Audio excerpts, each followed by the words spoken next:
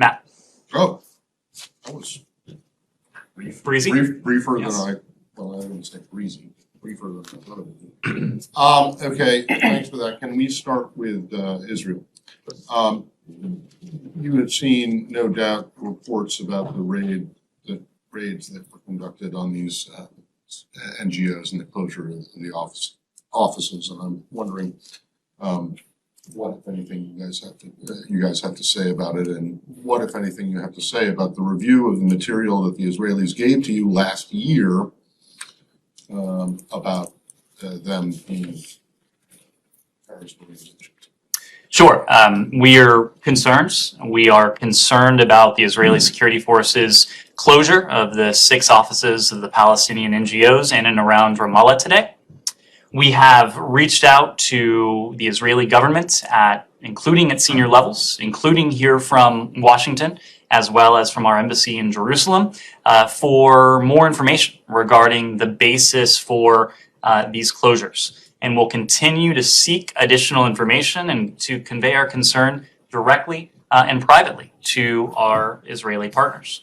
Our Israeli partners, in turn, have assured us that more information will be forthcoming regarding the basis for their actions. We, of course, have assured them that we will review that information on a timely basis and very carefully as well.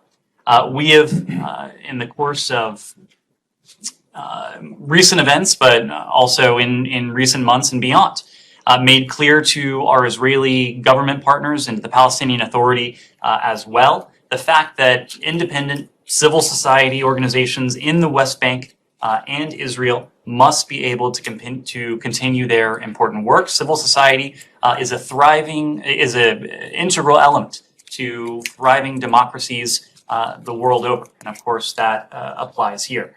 To your specific question about our review of the material that has been provided to us to date from our Israeli partners, what I can say is that we have provided that information to our partners within the U.S. government. There are various departments and agencies who have taken a look at this material.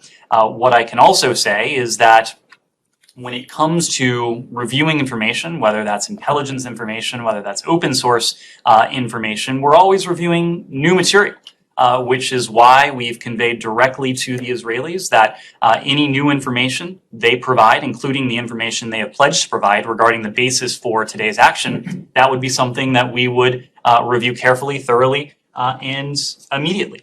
As I think you know, Matt, through the course of our review of this information, we have not changed our position on or approach to these particular organizations. I should note that we designated the PFLP as a foreign terrorist organization in 1997, several decades ago. It is also a specially designated global terrorist group. It remains designated today.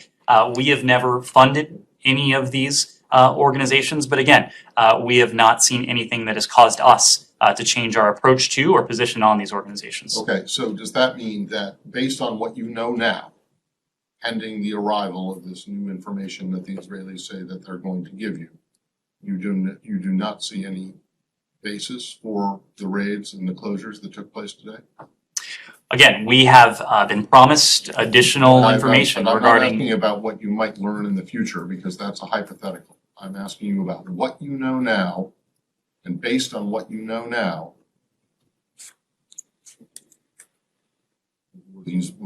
was this action legitimate? We have conveyed the message that there must be a very high bar to take action against civil society organizations. Our Israeli partners, in turn, have conveyed back to us that they have met that high bar. That is why we are going to carefully review the information that they have pledged to provide. We will form a conclusion on the basis of that information. We don't have that information yet. In the interim, to your question, that is why we voiced our concern. We have voiced our concern publicly. We have also voiced our concern directly and privately to our Israeli partners. Okay, but you got information about these groups from the Israelis a year ago, and you still haven't made a conclusion. So I'm sorry, it's just a little hard to believe. Well, All of a sudden, new information is going to arrive and you're gonna make it, when you haven't made one in a year on the previous information, that you're gonna be able to say something, or will say something, anytime soon. so Matt, a couple things. As I mentioned a moment ago. It's in a perpetual state of limbo. Well, as I mentioned a moment ago, Matt, we have seen nothing in recent months that has caused us to change our approach to or position on these particular Okay, organizations. but But the other point is that when it comes to these matters, we are always reviewing new information. New information that is in our possession, new information that our partners provide to us. That will certainly be the case with the information that our Israeli I get partners have that, pledged to but- provide in this case. But, okay, I guess this is kind of a futile line of inquiry. Let me just go. Can I follow? Sure. So I mean, I don't want to belabor the issue or even beat the pitfalls, because you guys received that information, as Matt said, on the 26th of October last year. You know, it's been a long. So Said, let me clarify. But just let me follow through on my question, okay? And you keep saying that, the Israeli government or the Israeli authorities met the bar. Okay? Have they met the bar? Said, what I said was our Israeli partners have conveyed to us their opinion that they have met that bar. As I said, we do not have the information yet in our possession that they have pledged to provide us. As soon as we receive that, we will begin reviewing it. We'll review it thoroughly. We'll review it carefully. I imagine we'll also provide it to other departments and agencies who have a stake in this. To your first point, our Israeli partners did provide us with information last year, but I do want to clarify, to underscore that what has been promised to us today is additional information regarding the basis for their actions over the past 24 hours. So we will, of course, review that carefully, just as we have carefully reviewed the information they provided to us last year. Okay, and Israel's record is clear and meeting this bar and being really true to what they say and their accusations, right? We have always had, we can look and review this record and find that Israel was always right in its assessment and so on, or its accusation, as far as you're concerned, right? I'm not going to be categorical about anything like that, Said. What I will be categorical about is the fact that we will review what is provided to us and come to our own conclusion. Yeah, but Well, what was the conclusion that you came to based on the previous information that was given to you last year? Matt, I've said this now a couple times. We haven't changed our position on those organizations. But what was your conclusion about the information that they did? Do you agree with them that these groups are terrorist organizations or connected to? What happened last year is the Israeli government designated these organizations. I remember it very well. We have not followed through with any designations, nor have we changed our approach to these organizations. So then why can't you just come out and say that you don't accept the Israeli allegation?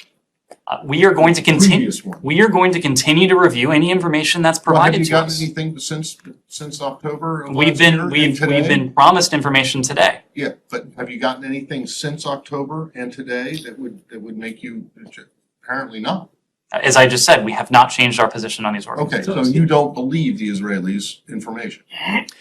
This is information. Intelligence information is always information that is the subject of analysis, and different parties can read information differently, can perceive of threats differently. Our own analysis heretofore of the information that was provided last year has not caused us to change our approach to these organizations. Let me give you a very brief outline of what some of them are, and let's just set aside whether or not the commission in itself is unfairly targeting Israel or not. It very well may. I'm not making an argument on either side of that. But what it accuses Israel of doing is, occupation, de facto annexation, forcible displacement. In other words, things that are very similar, if not the exact same, as what you accuse Russia of doing in Ukraine. Just last week, both the United States and Israel voted in support of a resolution condemning Russia for these things. And so I'm wondering how you square the two, whether the commission itself, the creation of the commission, is unfair or not. The allegations that it's making are very similar to allegations that you say are credible and true in the case of Russia and Ukraine. And so what's the difference? First, Matt, when it comes to the report that was just released, again, we will go through it. We will go through it carefully and thoroughly, and we can offer more feedback on the specific assertions at that time. So I'm not going to go into the specific assertion, but what I will note is that we categorically reject the blanket comparison between the actions of the Kremlin, Russia in this case, that has launched and waged a brutal war of aggression against another sovereign state, a sovereign state that posed and poses no threat whatsoever to the Kremlin, a military campaign that whose toll can be measured in thousands upon thousands of lives lost, a campaign that has been condemned, as you alluded to, by countries around the world, 141 countries in the case of the March vote in the UN General Assembly, 143 countries in the case of the annexation that Moscow recently announced and attempted with the 4 regions in sovereign Ukrainian territory. Matt, when it comes to the conflict between Israelis and Palestinians, this administration believes deeply in a 2-state solution. It has been at the core of the approach that successive American administrations have taken to this conflict. We believe that only through a negotiated 2-state solution can we arrive at a situation where we can have what really is our ultimate goal, and that is a reality in which Israelis and Palestinians alike enjoy equal levels of security, of prosperity, of opportunity, of democracy, and crucially of dignity. And that's something we're working towards. Right, but the Palestinians and their supporters will argue that what you accuse Russia of doing in Ukraine in terms of war of aggression is very similar to what is going on in the occupied West Bank. And so I guess I'm trying to find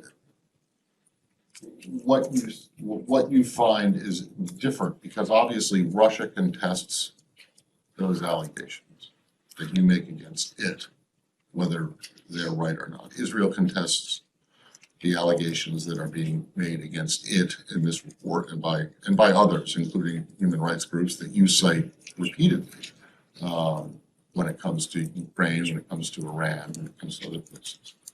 Is the difference that Ukraine is a sovereign state, in your view, and that Palestine is not? That is a key difference. You point to some of what critics are saying. Look, no country is or should be immune from criticism. That, of course, includes Israel.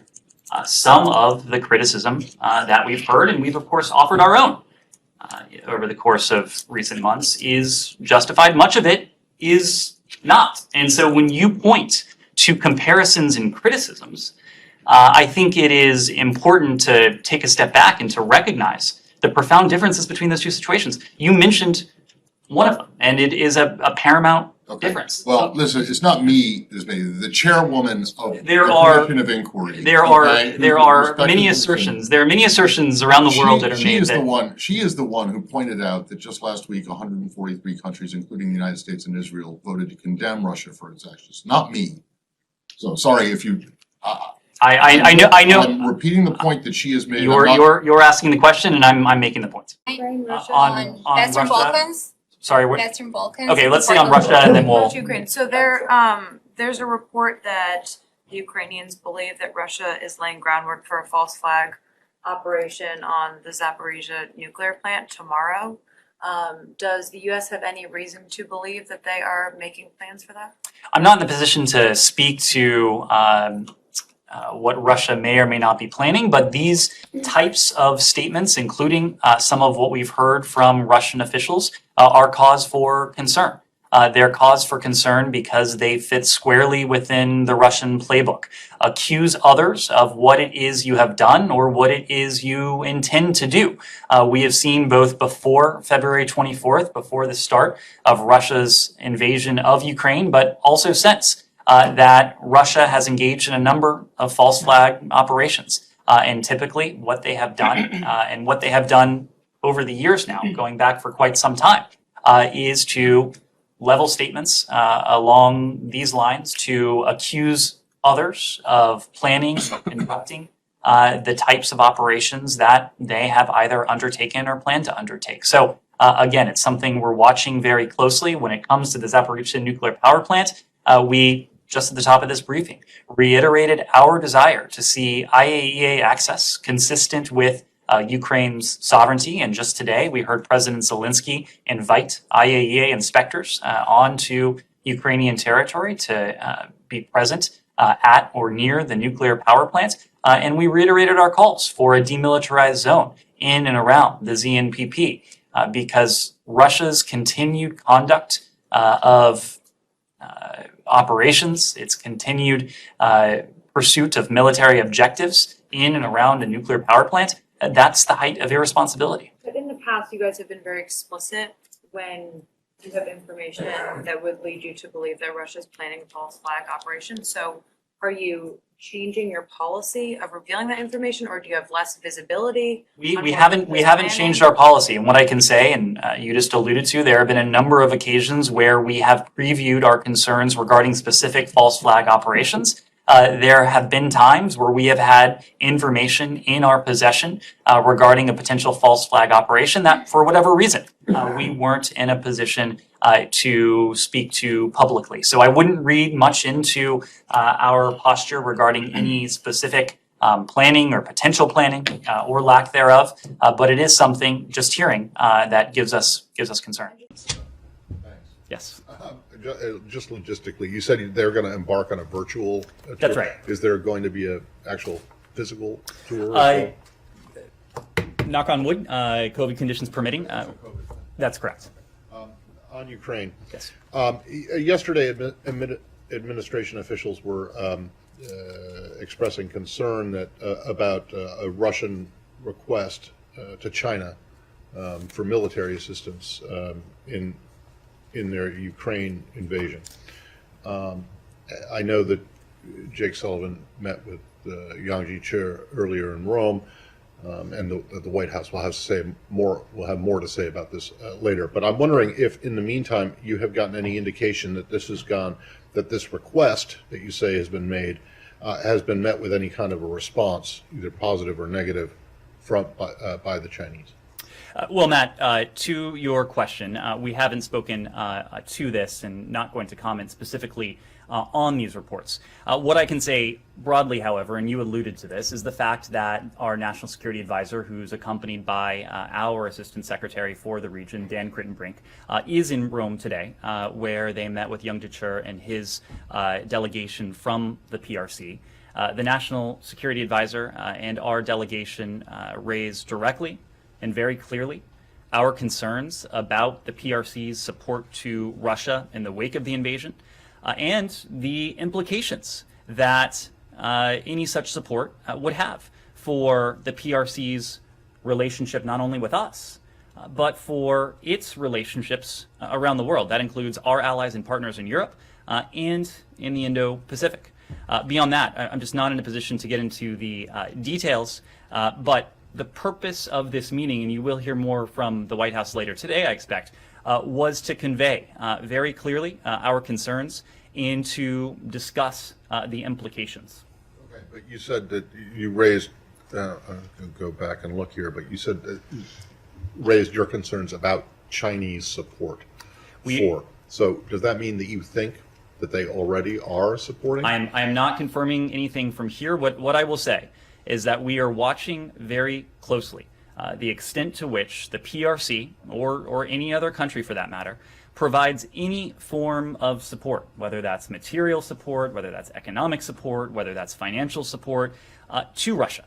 Any such support from anywhere in the world would be of great concern to us. It would be of of course, the greatest concern if a country like the PRC were to be doing that, a country that, by the way, has tremendous leverage with Russia, has a relationship with Russia that is distinct from the relationship that we or just about any other country on the planet has with Russia. And with that in mind, could do more than probably many other countries to bring an end to this senseless violence, to this brutality, to Putin's premeditated war of choice. We have communicated very clearly to Beijing that we won't stand by if we will not allow any country to compensate Russia for its losses. Let me put it a different way. Are you disappointed in how the Chinese have responded to your outreach? I think, Matt, it is fair to say that it is incumbent upon every country around the world to speak out clearly, to allow there to be no ambiguity in terms of where they stand. You know, we've heard statements from the PRC that have somewhat of an ambivalent message, calling for a diplomatic solution. I read a statement the other day from a PRC official calling the situation complicated. There's nothing complicated about this. This is naked aggression. This is a war of choice. This is a country, one individual at the top of that country, violating in a brazen manner what have been the cardinal rules of the international order for the past 70 years. The basic tenet that big countries cannot bully small countries, that might no longer makes right, concepts that should have been banished to the last century, should not be around today. So we would like to see every country make very clear where it stands and to stand on the side of the rules-based order. The very rules-based order, Matt, that has benefited, of course, not only the United States and our allies and partners, but also countries like Russia and China. One final point on this, and we've made this point before. Countries like the PRC have, over the years, touted and brandished the concept of sovereignty, often pointing to sovereignty in any manner and any matter of foreign policy and diplomacy. If the concept of sovereignty means anything in practice to a country like the PRC, we would expect countries like that to stand up, to speak out, to make clear that a blatant violation of state sovereignty, the likes of which we have not heretofore seen in this century, is unacceptable. Kumar. So just to follow up on that, Ned, we have reporting showing that U.S. sent diplomatic cable to allies in NATO and in Asia saying China had shown willingness to supply Russia with military and economic assistance. Can you say anything about the scope of this economic and military assistance? I can't, and I would point you to that somewhat extended answer I just gave to Matt. The point is, it is true. We have coordinated very closely with our allies and partners. We have shared concerns not only about, of course, Russia's egregious behavior, but concerns beyond that. I'm just not in a position to speak to it in detail. So what's next then? Because Jake Sullivan over the weekend said there would be consequences. Will you guys now convene and start working on a sanctions package for China as well? Well, again, we're not going to preview where this might go. Obviously, don't want to entertain a hypothetical like that at this point. But I can point to what has happened today, and the National Security Advisor, our Assistant Secretary, our delegation met with Yang Jiechi and his delegation to precisely make clear our concerns and to be very candid in terms of the implications. Again, we are watching very closely to the extent to which the PRC or any country in the world provides support, material, economic, financial, rhetorical, otherwise, to this war of choice that President Putin is waging against the government of Ukraine, against the state of Ukraine, against the people of Ukraine. And we have been very clear, both privately with Beijing, publicly with Beijing, that there would be consequences for any such support. Just one more thing. Just at the beginning of this, the Chinese were walking a more ambiguous line, perhaps. What is your assessment that why they changed their mind and are now partnering up with Russia? I am not going to speak for the PRC. I will let them explain their actions. I will let them. U.S. assessment of why Beijing has changed their mind. Surely you have an assessment. I will let them explain their actions. I will let them explain their words. I think there is a lot for them to explain. Look, I think the broader point is that we have seen the relationship between the PRC and Russia grow closer. This is not a phenomenon that has taken place over recent days or even recent weeks. This is a relationship that has grown closer over the course of many years now. And I think we saw an encapsulation of that with a 5,000-word communique that the two countries put out now a number of weeks ago. Without going too deep into the analysis of the relationship of that two sovereign countries share, what I will say is that what does seem to unite them is a vision of the world that is in stark contrast to the vision that the United States and our allies and partners have not only built and promoted and defended, but the system that itself has advantaged countries like the PRC and Russia. This is a free and open rules-based order that has governed affairs between states for more than 70 years now. This is very clearly a case of two autocracies with the desire to see a world that is more closed, that is less open, that is less free, come together, in some ways joining forces. And we're watching very closely to determine the form that any such cooperation may take. Andrea. Last night the State Department said that if there was an invasion of Ukraine, that the US would be unable to evacuate its citizens. I wondered if you could just explain why that would be. Ben, this is historically always been the case.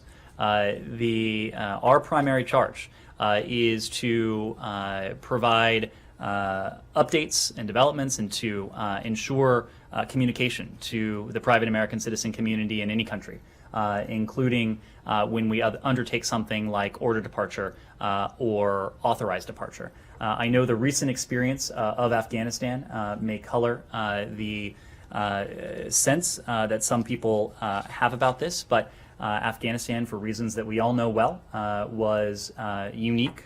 It was something that the United States government had not done before.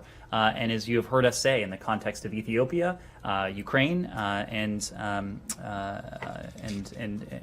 other countries, our charge is to continue to provide informational updates to the American citizen community, to provide them services, including repatriation loans, should they need to avail themselves of commercial options. Those commercial options, of course, still exist in the case of Ukraine. That is why last night's advisory urged Americans to consider availing themselves of those commercial options, and the embassy stands ready to assist in those efforts. So this is something that we believe is vital as we take on the challenges that this regime poses. Yes. So earlier today, the State Department announced a trip by Secretary Kerry, Special Envoy Kerry, to London between Wednesday the 25th and Friday the 28th. The Mexican government had announced that Secretary Kerry would be in Mexico on the 28th. Does that mean that that trip is canceled at all, or will he be able to be at two places on the same day? If you followed Secretary Kerry over the course of many years, you know he's capable of doing miraculous things in some cases. I don't have his travel schedule in front of me, but he is someone who has demonstrated an ability to travel around the world in a short time and to engage different regions. So whether he's still in a position to be in Mexico on the 28th, I would refer to his office. But I suspect they'll be able to provide you an updated itinerary. Secretary Kerry has done miraculous things. In terms of put him up for sainthood. But I mean, what does that mean? And I'm not sure you can get to London unless you're like Elton John taking the the Concorde from Wembley to Philly for live aid. Again, I don't know how you get. I don't know how you get to. I don't have his travel schedule in front of me, but it doesn't take a miracle to wake up in London and to end up in Mexico City by the end of the day. I'm just asking you because I've written to his office and they never come back to me with any response. So I hope you can send them the message. Thank you. If you find out, sure. Shannon. Let me just follow up on that. So with the issue with the linkage, you said there's absolutely no linkage, no comparison whatsoever. You dispute that the Palestinians are militarily occupied, that Israel has annexed Palestinian land. Do you dispute that? Do you dispute that they have forcibly removed population? Do you dispute that? Do you have any other different kind of information that could convince the world that you're speaking to that these facts that you cited are not, that's not what the Palestinians are experiencing? Say we've spoken to the reality, to the plight that Palestinians face. I'm sorry, Ned. I'm not talking about the plight and the reality and so on. You dispute that they are militarily occupied. We don't dispute that, and we've been clear about that. It is a historical fact that the West Bank has been occupied since 1967. That is why at the center of our policy is the recognition that only through a negotiated two-state solution can we achieve what Palestinians seek and what Israelis seek, and that is a reality in which Israelis and Palestinians enjoy equal levels of these virtues, of these elements: security, prosperity, democracy, freedom, and dignity. That's what a two-state solution can bring about. Just as we have acknowledged historical realities and realities on the ground, we've also acknowledged, as have previous administrations, that we're not there yet, clearly, in terms of a two-state solution, or even in terms of creating a constructive atmosphere in which the two sides can sit down together and attempt to make progress towards that reality of a two-state solution. That is why this administration, from the earliest days, has focused on practical measures that can provide some benefit to the Palestinian people, and you can measure those practical measures in the hundreds of millions of dollars, verging on $1 billion over the course of this administration in terms of humanitarian support to the Palestinian people. It's why we have maintained our sacrosanct commitment to Israel's security, knowing that if Palestinians feel opportunity and Israelis feel security, those are conditions that can help galvanize efforts to advance a two-state reality. We're going to continue working on that. We're going to continue to set the stage so that we can ultimately seek to make progress. Okay, I tell you what, Palestinians appreciate all the help that the United States gives them, but they would appreciate more being free from occupation and controlling their own destiny. I want to ask you, you began by citing anniversaries and so on.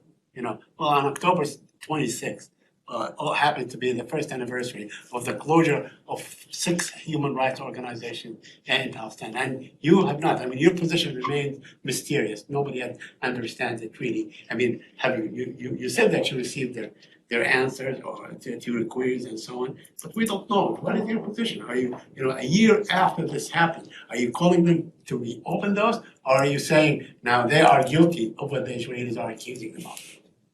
Said, we haven't said either of those things. What we have said, Why not? Ned, I'm sorry, but why not? It's been a year.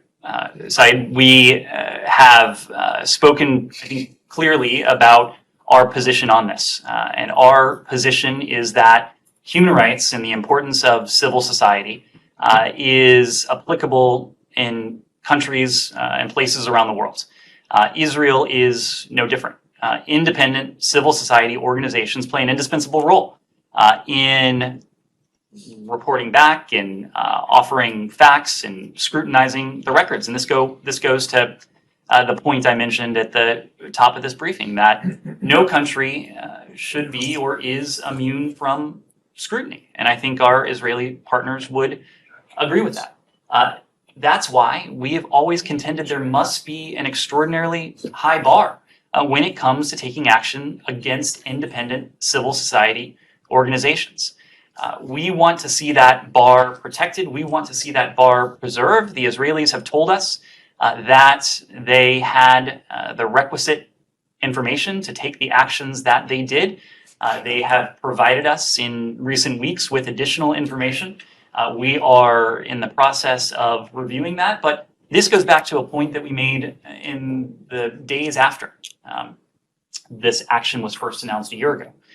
The United States does not have a relationship with these organizations. We've long considered the PFLP a terrorist organization. Our relationship with these organizations is not what other countries and groups of countries had or have today. So there is no question about us severing a relationship. We never had one to begin with. The principle that we think is important is that civil society plays an indispensable role around the world. We want to see that role protected. Lastly, why are you remaining silent on the increased violence that is being inflicted on Palestinians as we speak? I mean, as we speak today, Nablus is besieged, Jenin is besieged, Tulkarm is besieged, and so on. Israeli settlers attack Palestinians day in and day out. They burn crops, they burn trees, they attack civilians, destroy cars, and so on. I have not seen a strong statement that you are condemning, for instance, this the settler violence against Palestinians. Said, I'm a bit confused by the question because I know I have offered our alarm and deep concern for the trends that we're seeing in the West Bank and elsewhere. I believe Vedant has done the same in recent days. We've noted that the recent period has seen a sharp and, in fact, an alarming increase in both Palestinian and Israeli deaths and injuries, including among numerous children.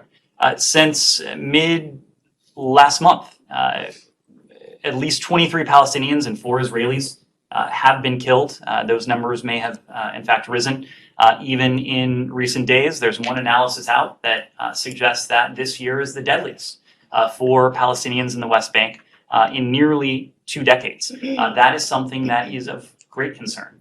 Yet you remain reluctant to condemn Israeli settler violence against the Palestinians. You have not mentioned settler violence against the Palestinians, even in your last statement. Said, we always take issue, we always condemn violence against civilians, against innocent civilians. The fact of the matter is that we've seen an alarming increase in deaths on the part of Israelis and Palestinians. Some of this has been in the context and the conduct of security operations, but there's no question that civilians have been killed. That is always something that is deeply concerning to us, Mark. Okay, well, that's quite a mouthful there. So you said actions such as these suggest otherwise, meaning they suggest they're not interested in talks and they're going to go ahead with some kind of what action are you talking about? One, the actions I've just pointed to. The fact that Russia continues to engage in disinformation campaigns. You made an allegation that they might do that. Have they actually done it? What we know, Matt, is what I have just said, that they have engaged in this activity, in this planning activity. But let me because obviously this is not the first time we've made these reports public. You'll remember that just a few weeks ago. I'm sorry, made what report public? If you'll let me finish, I will tell you what report we made public. We told you a few weeks ago that we have information indicating Russia also has already prepositioned a group of operatives to conduct a false flag operation in eastern Ukraine. So that, Matt, to your question, is an action that Russia has already taken. It's an action that you say that they have taken, but you have shown no evidence to confirm that. And I'm going to get to the next question here, which is, what is the evidence that they... I mean, this is like crisis actors, really? This is like Alex Jones territory you're getting into now. What evidence do you have to support the idea that there is some propaganda film in the making? Matt, this is derived from information known to the U.S. government, intelligence information that we have declassified. I think you know... Okay, well, where is it? Where is this information? It is intelligence information that we have declassified. Well, where is it? Where's the declassified information? I just delivered it. No, you made a series of allegations and statements. Would you like us to print out the topper? Because you will see a transcript of this briefing that you can print out for That's yourself. not evidence, Ned. That's you saying it. That's not evidence. I'm sorry. What would you like, Matt? I would like to see some proof that you can show that Matt, you have been shows that the Russians are doing this. Ned, I've been doing this for a long time. I know, that was my point. Know. You have been doing this for quite a while. You know that when we declassify intelligence That's information, right. And I we do so in a means we do so with an eye to protecting sources and methods. Is not going to fall. I remember a lot of things. So where is the declassified information other than you coming out here and saying? Matt, I'm sorry you don't like the format, but we have declassified. It's not the format; it's the content. I'm sorry you don't like the content. I'm sorry you are doubting the information that is in the possession of the U.S. government. No, what I'm telling you is that this is information that's available to us. We are making it available to you in order for a couple reasons. One is to attempt to deter the Russians from going ahead with this activity. Two, in the event we're not able to do that, in the event the Russians do go ahead with this, to make it clear as day, to lay bare the fact that this has always been an attempt on the part of the Russian Federation to fabricate a pretext. Yeah, but you don't have any evidence to back it up other than what you're saying. It's like you're saying, we think we have information the Russians may do this, but you won't tell us what the information is. And then when you're asked, that is the idea behind deterrence, Matt. That is the idea behind deterrence. And it is our hope that the Russians don't go forward with this. What the information is, you say, "I just gave it to you," but that's not what you seem not to understand. You seem not to understand the idea of deterrence. We are trying to deter the Russians from moving forward with this type of activity. That is why we're making it public today. If the Russians don't go forward with this, that is not ipso facto an indication that they never had plans to do so. But then it's unprovable. I mean, my God, what is the evidence that you have that suggests that the Russians are even planning this? Matt, I'm not saying that they're not, but you just come out and say this and expect us just to believe it without you showing a shred of evidence that it's actually true. Other than when I ask, or when anyone else asked, what's the information? You said, well, I just gave it to you, which was just you making a statement. Matt, you said yourself, you've been in this business for quite a long time. You know that when we make information, intelligence information public, we do so in a way that protects sensitive sources and methods. You also know that we declassify information only when we're confident in that information. If you doubt the credibility of the U.S. government, of the British government, of other governments, and want to find solace in information that the Russians are putting out, that is for you to do. I'm not asking what the Russian government is putting out, and what is it supposed to be? Video, because U.S. officials are describing very specific scenes, but do they actually have a video? The fact that we are able to go into such great detail, obviously I'm not going to spell out what is in our possession, but I will leave it to you. I will leave that to your judgment, your imagination. There are no facts that you've spelled out. Coming days, do you have evidence this was intended to come out in the coming days? We've said, Ben, for some time now that the Russians have positioned forces, they have undertaken preparations, that if Putin decides to move forward with an invasion, they're positioned to do so. They are poised to do so. In the coming days, I mean, is that a timeline that you felt that this was going to happen imminently? Well, we know what they are planning for. We know the contingencies that they have engaged in. And again, these are the kinds of steps that they are poised to undertake if that decision is made. Our goal in all of this is to deter an invasion, to deter this type of activity. So we certainly hope it doesn't take place. We are making clear what we know so that in the event it does take place, it will be clear to the world what this actually was and what it was not. And the pre-positioned teams, when do you suggest they were pre-positioned? Are we going back months? I mean, or is this a more recent sort of deployment? Well, this was something that we made public several weeks ago now. So several weeks ago, we said that information available to us indicated that Russia had already pre-positioned a group of operatives to conduct a false flag operation in eastern Ukraine. Was it recent at that point? Because if they had come across just a few weeks ago, that would be a Russian aggression across the border, which you've warned time and time again would result in severe consequences. Ben, you know that the sort of hybrid activity that we've been pointing to, much of it has been going on since 2014. Obviously, we're very attuned to any Russian aggression against Ukraine that may take place in this atmosphere, given the heightened tensions. Andrea. Can you, in any way, describe your level of confidence? Right, thank you. Let's start with Iran. So presumably you've had a chance to take a look at the their response to the EU text. What do you make of it? Well, some of you have heard this from us already today, but we have in fact received Iran's comments on the EU's proposed final text.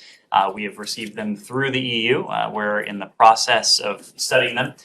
We are at the same time engaged in consultations with the EU and our European allies on the way ahead. All throughout this process, from its earliest days, we've taken a deliberate, we've taken a principled approach to the negotiations with the remaining JCPOA participants. And more recently, since this deal has essentially been on the table since March, we've known what a final deal on mutual return to compliance with the JCPOA would look like. And I made this point yesterday, but it bears repeating. We agree with the High Representative. We agree with Mr. Borrell's fundamental point. What could be negotiated over the course of these past 16, 17 months has been negotiated. So we'll continue to study what has been submitted. We'll continue to consult closely with the EU, with our European allies, other partners, and when we have more to say, we'll share that. Okay, well, I mean, when you say what could be negotiated has been negotiated, that would suggest that this is it, that if Iran doesn't say yes, unreservedly, to this text, then it's dead. Well, this will be up to the EU as the mediator and the arbiter to have a say on that question. But I will make the point that these are not simple issues. These are not issues that can be entertained or tabled without, for example, the consultations that we've had with the EU over the past several weeks, where the parties have had an opportunity to ask questions of the coordinator, to seek additional clarity, to seek additional information. And that's just because of the very complex and by definition complicated nature of the issues that are on the table. So, but if what could be negotiated has already been negotiated, that by definition that would imply that there is nothing left to negotiate. And that if Iran wants to reopen any part of this, they're out of luck. broadly speaking, we agree with Mr. Borrell. Yeah, but what does that mean? That what could be negotiated has been negotiated? Does that mean that It means that there's no opportunity, no room for any further negotiation? It means that we have spent the past 16 months or so, since the spring of 2021, going over in exhausting detail through a process that has gone on, in our estimation, for far too long, far longer than it needs to have gone on. We have gone over the big issues, the issues that are at the core of the two key questions that we sought to define answers to starting in the spring of last year.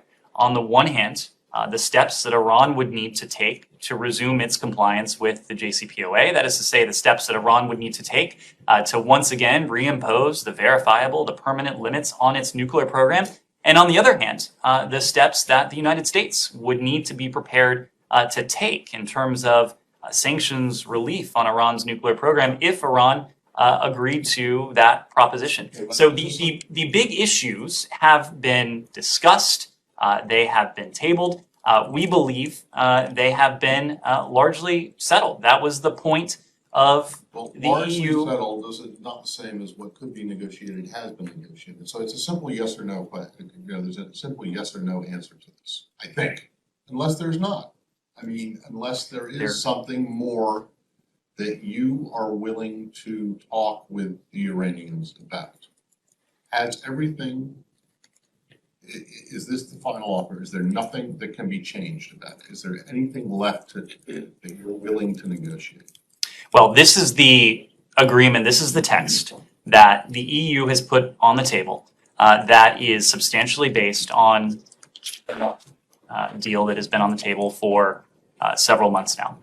But again, these are complex issues. These are not an uncomplicated, this is not an uncomplicated set of business. And so over the course of the past several weeks, for example, we have had an opportunity, all parties have had an opportunity to pose clarifying questions, to elicit additional details.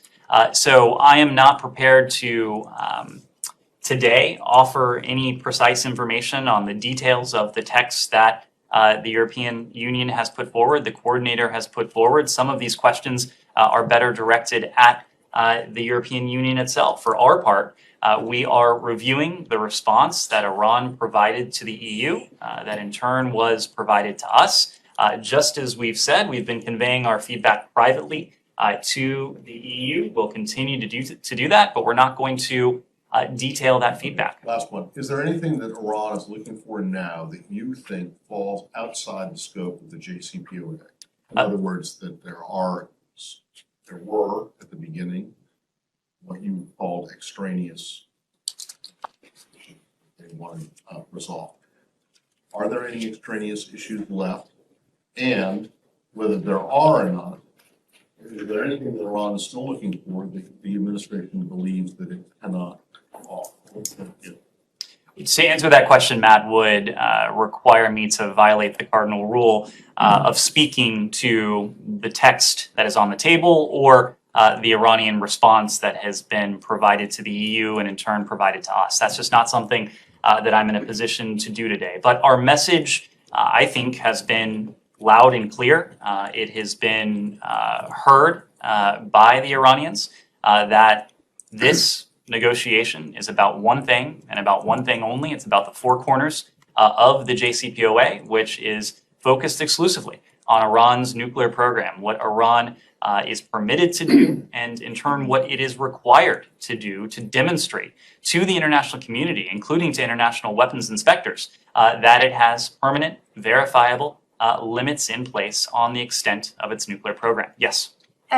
You are not going to give us any details about the text or Iran's suggestions, but you always talked about being serious. You were always saying U.S. is very serious, and you were asking Iranian to show seriousness. Knowing what is in Iran's latest and final suggestions, do you evaluate that Iranian side is serious now? Can you tell us at least that one? I don't want to prejudge that. I don't want to offer a definitive answer in large part because we are still studying it.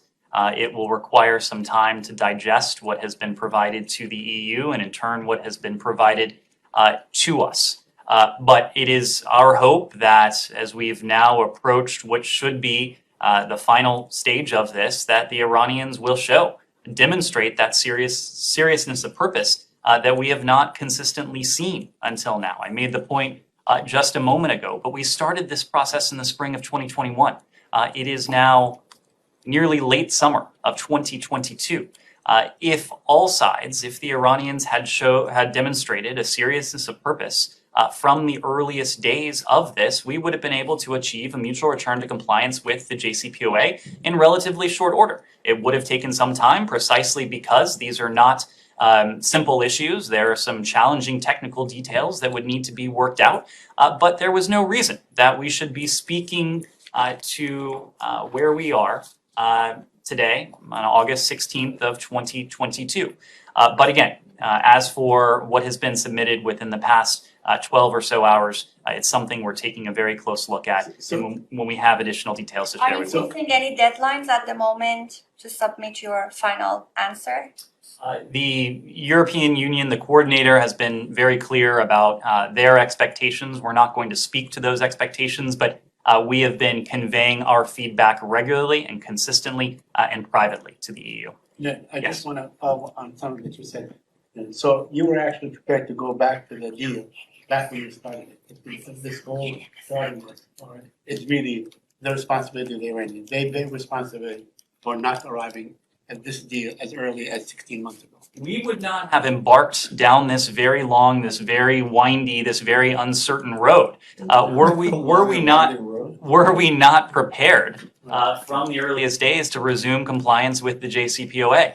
It wasn't even after January 20th where we made that clear on the campaign trail. Then candidate Biden made clear that he would seek the proposition of a mutual return to compliance with the JCPOA. We made that clear during the transition between administrations, and we made that clear very early on after the inauguration. Ned, you repeatedly said that the Iranians kept adding extraneous demands or whatever they are. But this seems, at least, by all reports, by all accounts, that Iran has dropped, let's say, the demand for the lifting of the Revolutionary Guard off the terror list. They demand guarantee beyond this administration and so on, for future administrations and so on. So what is their lift? I mean, are you more optimistic today after looking at what the Iranians have offered, their deal in the offing in the next few days? We don't, and we've said this before, we don't approach this through the lens or with a pessimistic view or with an optimistic view, in part because the stakes of this. We have to be clear-eyed, precisely because of the stakes of this. This is a central challenge. There would be no greater challenge to our foreign policy, to our national security, to the collective security of the international community should Iran acquire a nuclear weapon. And so that is why we have maintained this clear-eyed, steady, principled, pragmatic focus at every turn of this diplomacy. When it comes to the FTO, the president similarly has been clear on that. The FTO designations and other sanctions on the IRGC are beyond the scope of the JCPOA. We've made that point repeatedly. That is certainly an extraneous issue, but again, not going to detail what precisely we've seen in our study so far of the Iranian response. My last question on, are you expected to face opposition here at home? With, let's say, the Senate Foreign Relations Committee, with Senator Menendez, Senator Cardin, and others. What if you arrive at a deal with the Iranians?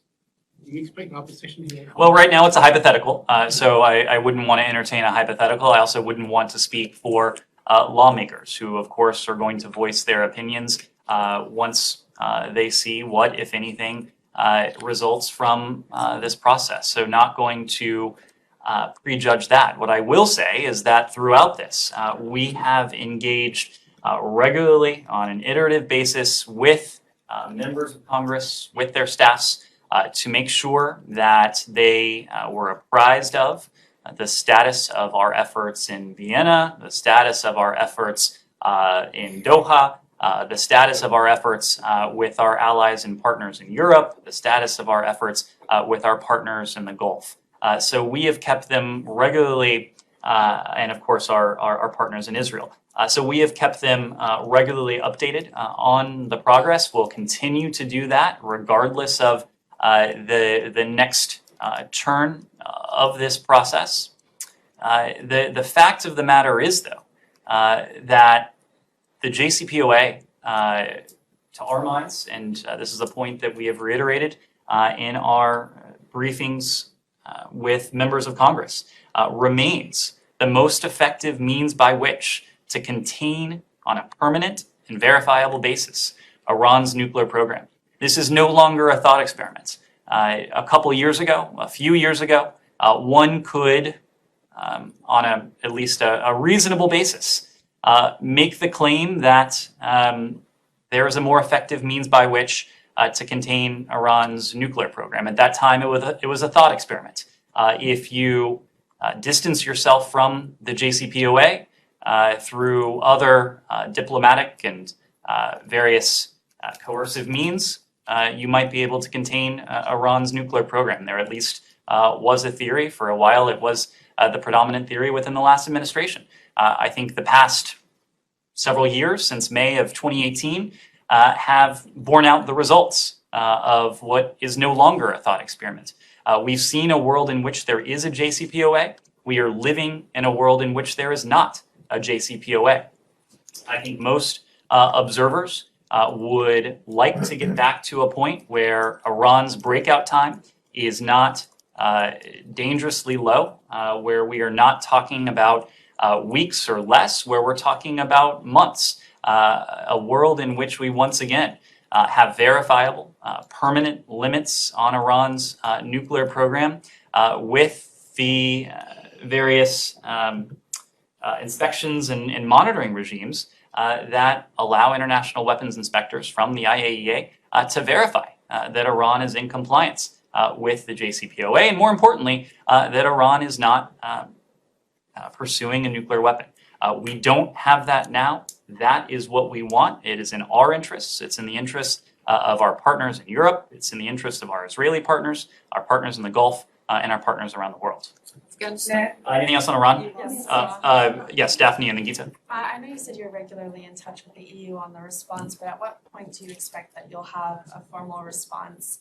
And is there any discussion on Americans held in Iran amid all of this? So on your second question, we have continued to convey very clearly the priority we attach to the safety, the security, and ultimately the safe return of the Americans who are wrongfully, unjustly detained in Iran. In fact, today we're marking another somber milestone. We're marking the 250th, 2,500th, thank you, day in detention for Siamak Namazi, someone who, of course, has been wrongfully detained for years. The same is true for his father, for other Americans. Those efforts are ongoing. We've been clear throughout that we're not tying the fates of American citizens to the fate of a proposition, namely a mutual return to compliance with the JCPOA. That is far from certain. Because a mutual return to compliance has always been far from certain as a possibility, we want the return of our Americans to be a certainty. And so we've been careful not to tie these things directly together, but we have continued to, through every channel and through every avenue, to make clear the priority we attach to this and to seek to make progress on that. Remind me of your first question. What point do you think you'll have a formal response? I'm just not in a point to offer any prediction at the moment. What I can say with certainty is that we'll continue to convey our feedback to the EU. Let me start in the Middle East. There's an old expression in our profession here that, if you produce something that pisses both sides off, you're probably doing, the right thing. That's a good job. You guys we may have succeeded. Yeah. You guys seem to have taken this to a new level with the statement yesterday about the killing of Rafi.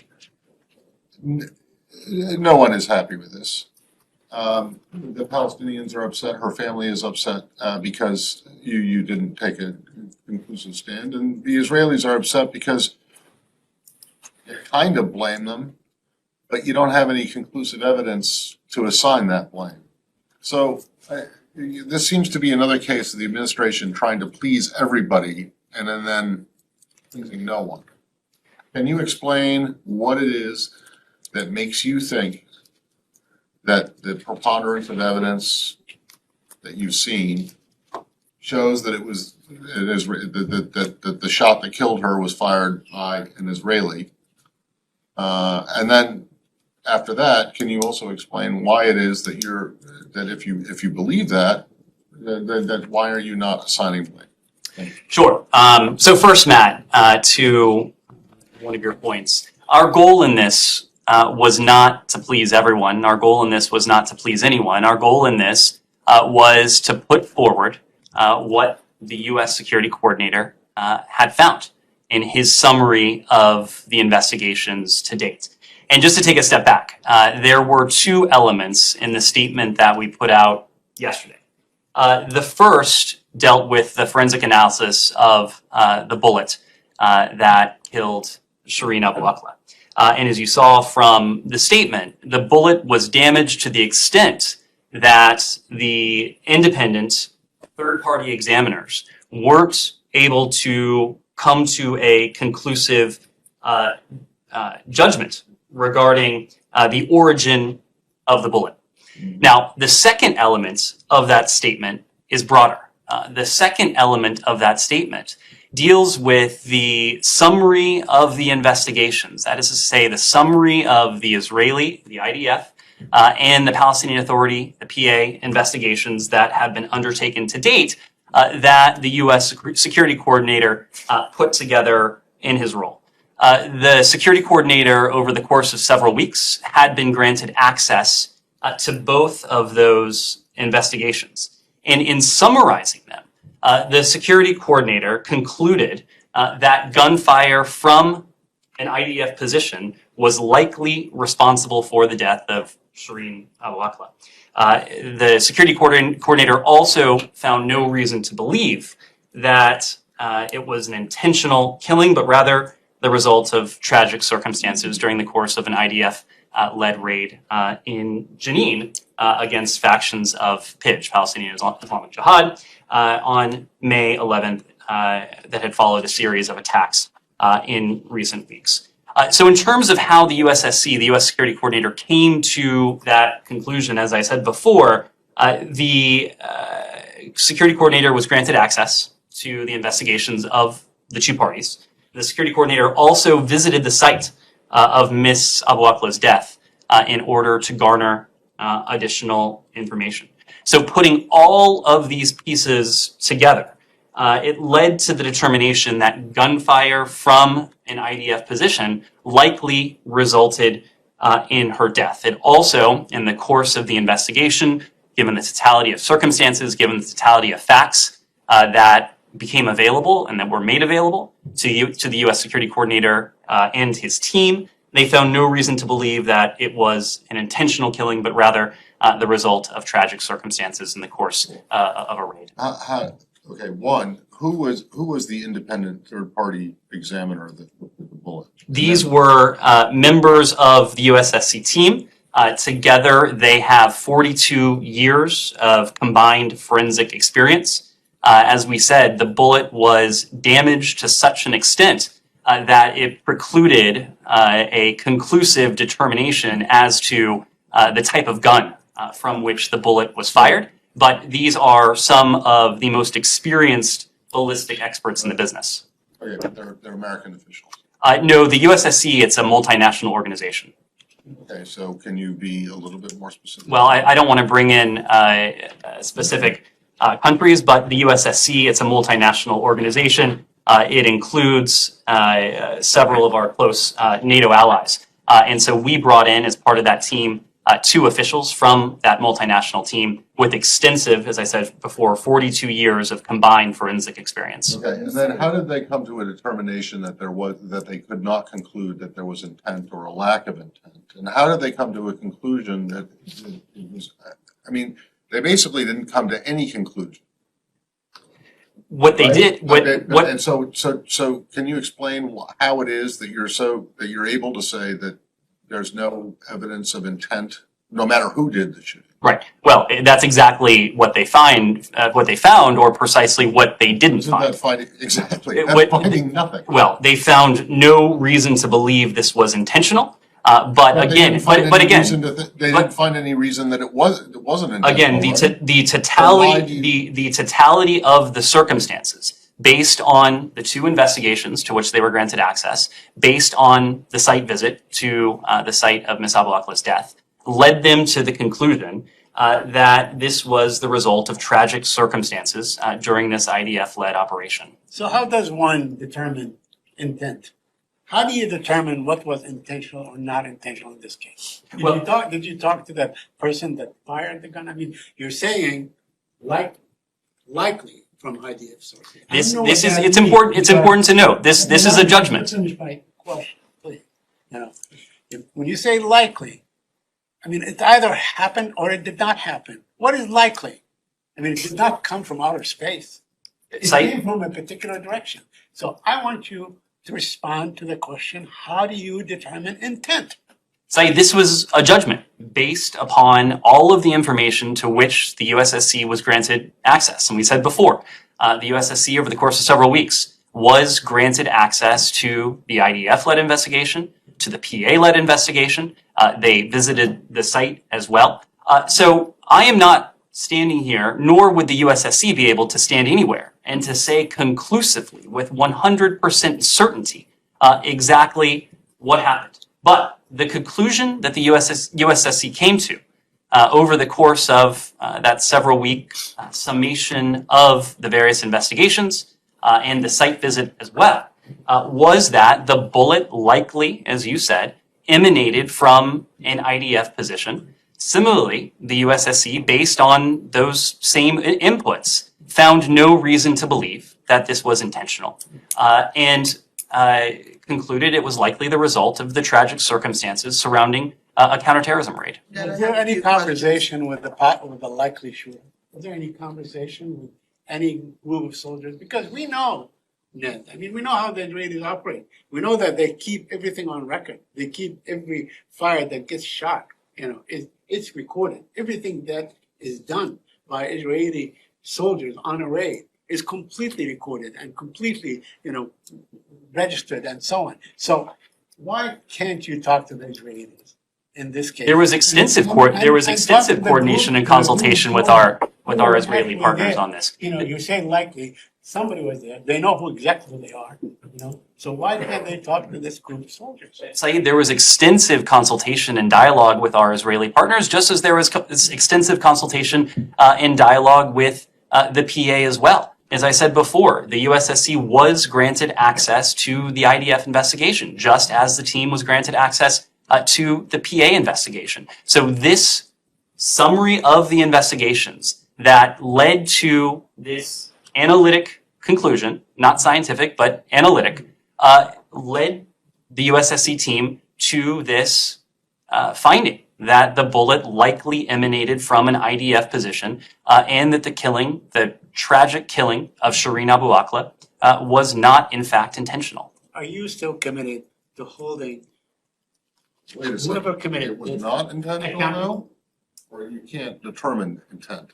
What we said in the statement yesterday, the USSC found no reason to believe that this was intentional, but rather the result of tragic circumstances. So this ends right here? I mean, it's over? Well, you heard from us similarly in the statement yesterday that we will remain engaged with Israel and the PA on next steps and to urge accountability. We do want to see accountability. We would expect accountability in any case involving a wrongful death, and this clearly was the case of a wrongful death. Our goal, and what we believe is the collective goal of the parties, is to see to it that something akin to this, the killing of a journalist in a conflict zone, can't happen again. But Must it not happened again. happen It happened again. again in Hebron. It happened again. And- Only 2 weeks after that. And Saeed, the IDF, as a professional military outfit currently in the midst of its own investigation, is in a position, or soon will be in a position, to consider steps to further safeguard non-combatants. That is something we have consistently encouraged, not only to the IDF, but in conflict zones around the world, and as part of accountability. The IDF will be in a position to consider additional steps that would safeguard civilians and non-combatants in the case of a conflict zone. Ned, how Sure. long was the USSC involved in this process? The USSC was granted access to these investigations over the course of several weeks. Several weeks. Are there any lawyers, any criminal lawyers, any people with experience in investigating murders or homicides on that team? I can't speak to whether there are lawyers with that background, but again, there are forensics experts on the team. There are security experts on the team. After all, this is the team that coordinates security assistance with the PA, that works closely with Israeli authorities as well. But this was not a law enforcement investigation. This was a summation of investigations. But the reason I ask is because the US government is arguing that it was not able to assess intent. And yes, people with experience in forensics can take a look at physical evidence. but determining intent is usually the role of someone with legal experience, usually someone who has to either argue the case or defend the accusation in a court of law. And so it raises questions about how this conclusion has been raised if people who can only deal with fragments and shrapnel and physical tissue are able to determine intent, especially if they have not actually interviewed the people who were involved, the people who fired the weapons, the people who were eyewitnesses to the weapons. This isn't the way that a criminal investigation here in the US would be carried out. And so it's reasonable to ask, how can you come to that sort of conclusion? So It seems as if it's a rush to judgment when actually we know that the FBI has not been involved in this. And then my follow-on question is, and it's really a sidebar question, is this the work of the USSC? Have they been involved in other investigations where the Palestinians and the Israelis have had massive disputes about what happened on the ground? So a couple points on this, Rosalind, to your questions. Number one, as I said before, I believe to Saeed, this was not a criminal investigation. This was an effort on the part of the USSC to summarize the findings that the PA has devised and the findings that the IDF has come to in their own respective investigations. Yes, there was a site visit to the site of Miss Abu Akla's killing, but this was primarily a summation of the investigation on the part of the two parties. I didn't intend to suggest that the entirety of the USSC team is comprised of forensics experts. The forensics experts with the 42 years of experience, those were the individuals that conducted the testing of the bullet in question. The USSC team, of course, is much broader. It has a much more expansive set of backgrounds and expertise.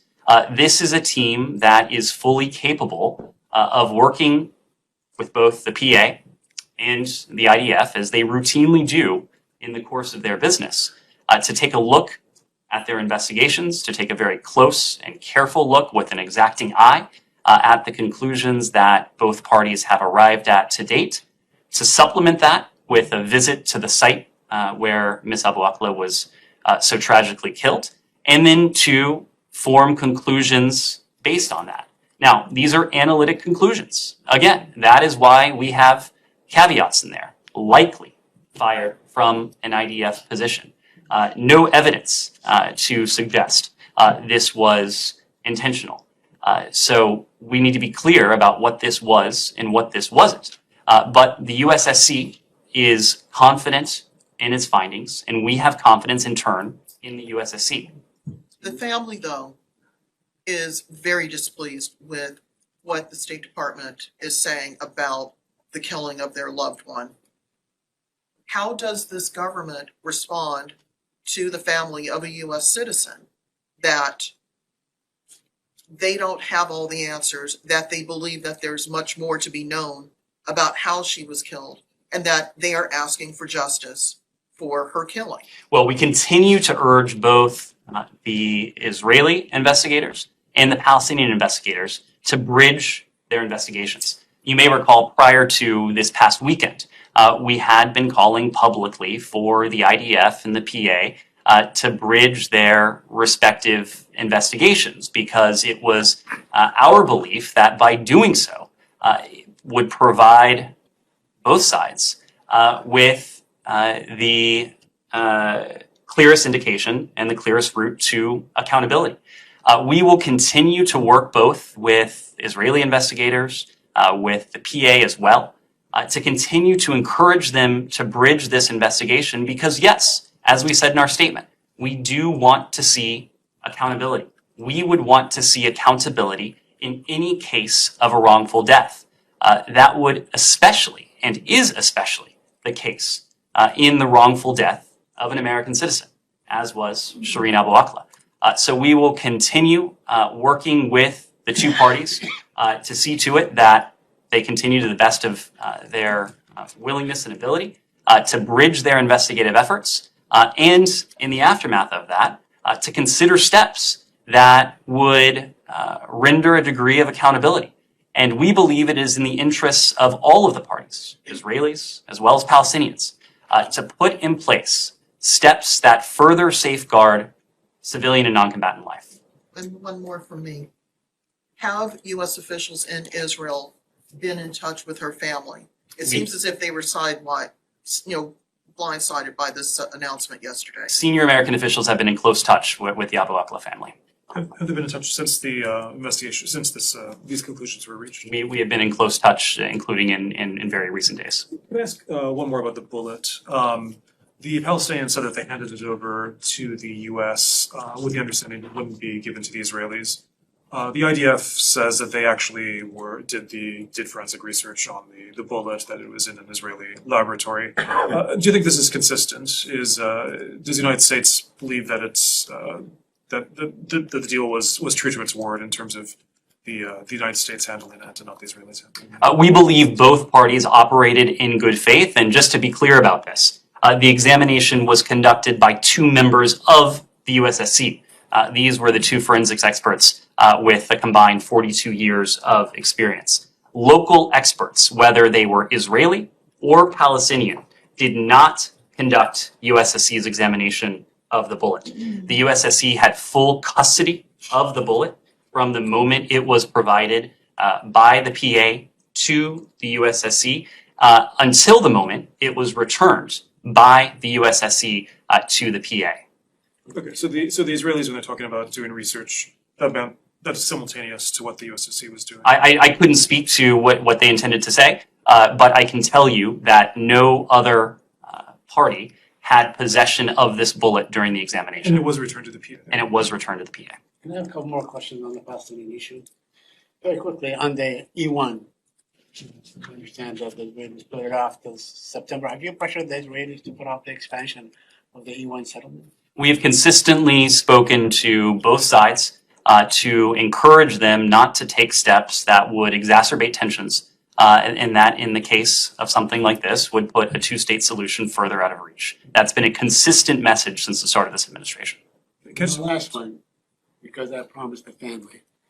2 years ago, 22nd of June, a young cousin of mine was killed by the Israelis.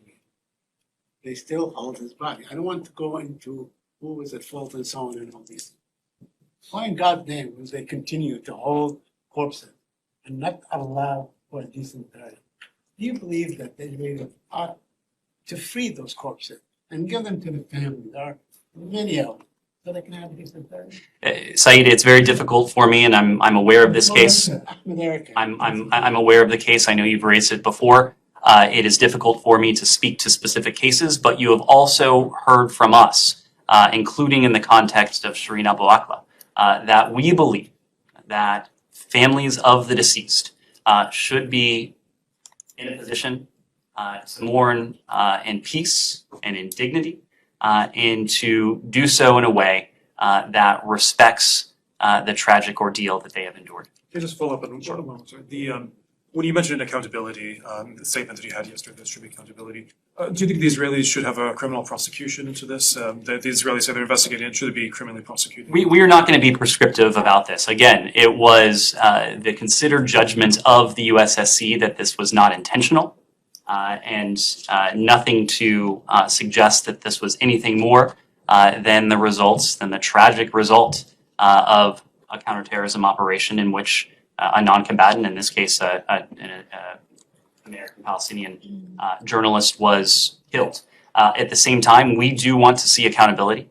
The IDF is in the midst of its own investigation. As a professional military force, the IDF will be in a position, or is in a position, to consider steps to see to it that something like this can't happen again, to consider steps that would safeguard civilian and non-combatant life. And if they just say we can't figure out anything more, that's the end of it. We are always going to encourage steps to safeguard civilians and non-combatants in a combat zone. This is a message we have discussed with our Israeli partners prior to this, and we believe that based on the findings of the USSC, that there does need to be accountability. We have consistently called for accountability in the case of Ms. Abu Akla's killing. Again, we're not going to be prescriptive in terms of what that looks like. We've said what this appears to be and what it appears not to be. But regardless, we believe there needs to be accountability to see to it that something like this does not happen again. Is it okay if I